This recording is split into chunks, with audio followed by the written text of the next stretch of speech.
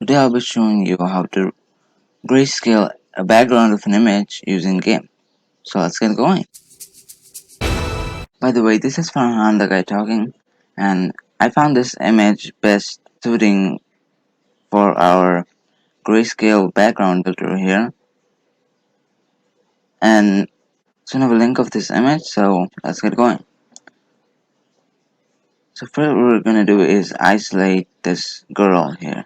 But before we get started, I just want you to know that this swing here, we have to isolate this too because she's touched it, and if we grayscale that too, that wouldn't really match. So I'm gonna get the patch tool, and I'm gonna start by isolating the girl. So this is gonna take a while to isolate, so I'm gonna skip over, but you can learn how to isolate an image from an object on my past tutorials that I'll have links in the description if you want to follow along. So all I had to do is create some paths around the girl and the swing, and then these corners we have were subtracted from the free select tool, because if we did that with the paths tool, then it would have taken a lot of time. So now we're going to isolate it or cut it. Make sure you have your alpha channel on. If not, add alpha channel. Now into Control X, Control V.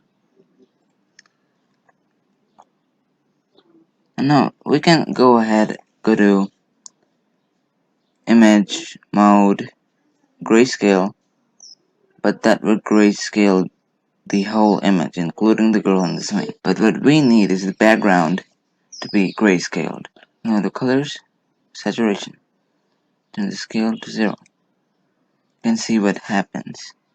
The whole background is grayscale, and now there are some adjustments we need to do, like curve this out a little,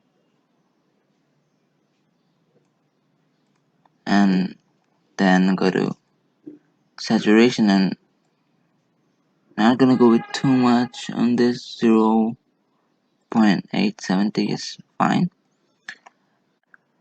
And this is the result of the grayscale background. And so that will be all for today's tutorial, and I'll see you next Friday.